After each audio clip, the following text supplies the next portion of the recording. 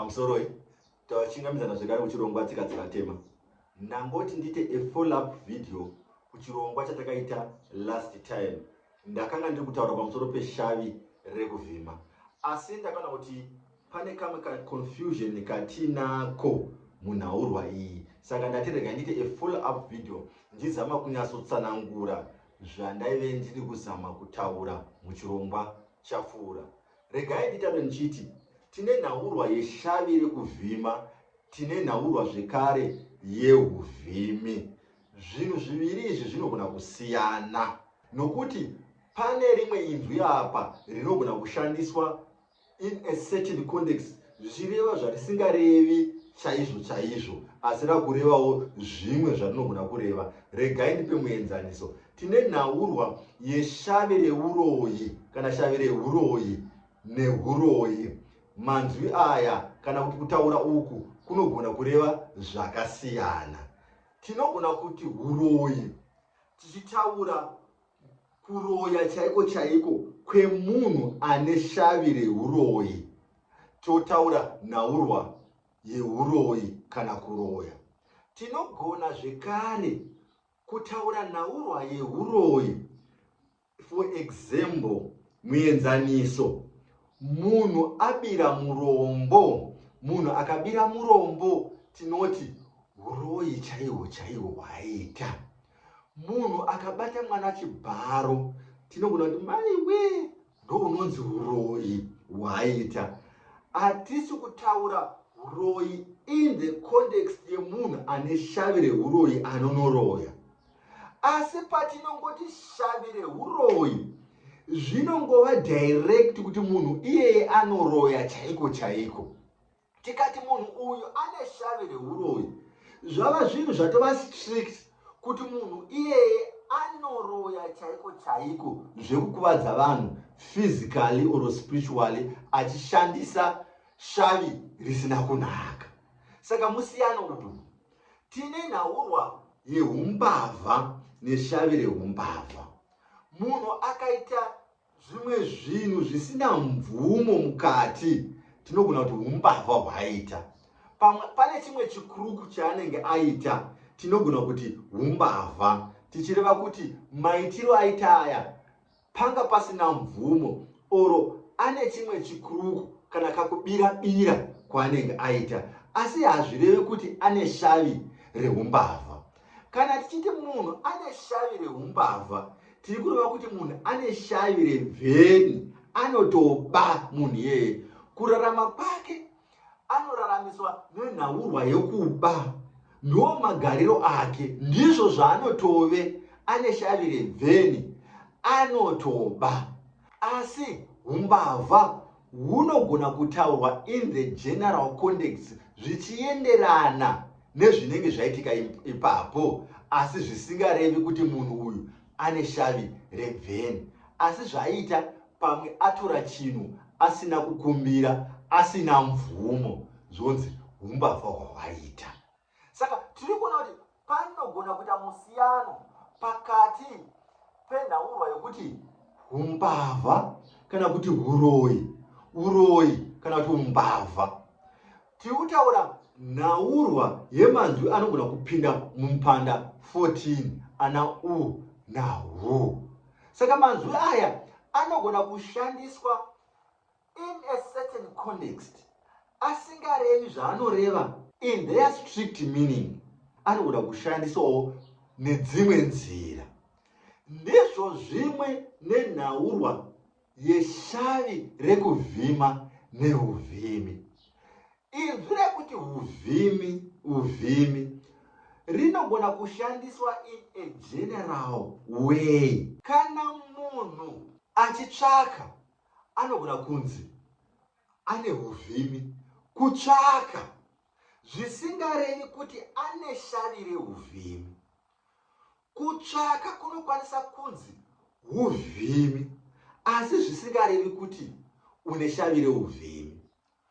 Ushavi hunenge hune munhu hunogona kunzi uvhimi, asi zvisingarevi kuti une shavi reuvhimi.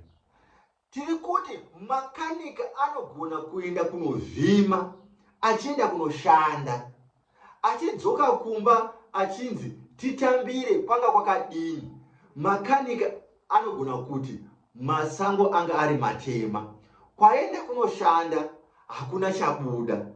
Asi hazvirevi kuti ane shavi reuvhimi, asi anga aenda kunovhima, anga aenda kunotsvaka. Kwaanenge achitsvaka ikoko anogona zvekare kuwedzera kunovhima.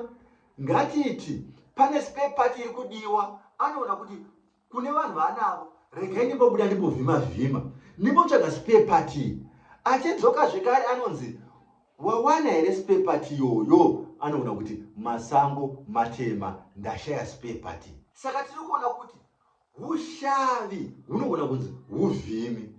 Munhu achinobuda achinotsvaka achinotengesa anogona kunzi aenda kunovhima, kwaari kutsvaka zvinomuraramisa. Mazuva ano ndo patingataura nhaurwa yekutsvaka mari. Saka nhaurwa yekutsvaka mari inouya muuvhimi. Uvhimi ndihwo hunogona kusiyana siyana. Asi kana takungoti munhu ane shavi reuvhimi, we are now being very specific. Munhu iyeye is a hunter in the strict sense. Anenge ane shavi rinouraya mhuka. Kana takuti munhu ane shavi reuvhimi. Kana takuti munhu ane shavi reuroyi, tiri kutaura in the strict sense, munhu ane shavi rinokuvadza. Kana takuti munhu ane shavi reumbavha, tiri kutaura in the strict sense, munhu anoba. Asi umbavha, uroyi hunogona kusiyana siyana, zvichienderana nenhaurwa iri kutaura ipapo, kuti umbavha hwaita hwakamira sei, uroyi hwaita hwakamira sei. Uroyi hwaita ndehwekubira murombo, uroyi hwaita ndehwekubata mwana chibharo, uroyi hwaita ndehwekupisa imba yemunhu. Zvinogona kunzi uroyi hwese. Saka ndizvo zvimwe neuvhimi. Uvhimi hunogona kusiyana siyana zvichienderana nezviri kutaurwa ipapo. Hunogona kuva huri uvhimi hwekuti munhu ari kushambadza zvinhu zvake. Hunogona huri uvhimi hwekuti munhu mutambi webhora ari kuwana mari nekutamba bhora. Hunogona kuva huri uvhimi hwekuti munhu ndimakanika anonotsvaka mari nekunokanika motokari kana kugadzira motokari dzevanhu. Saka uvhimi hunogona kusiyana siyana. Asi tikati shavi reuvhimi, we are now being very specific, kuti munhu uyu anotovhima mhuka, ndipo pane shavi reuvhimi. Saka chidzidzo chandakaita ini changa chakanangana neshavi reuvhimi, kuti hatikwanisi kuti hatisisina masango takuvhima mari tichishandisa shavi reuvhimi. Hazvibudi izvozvo. Asi uvhimi hunogona kusiyana siyana. Unogona kupinda mumatare ugotaurirwa kunzi une uvhimi, hauna kunzi une shavi reuvhimi.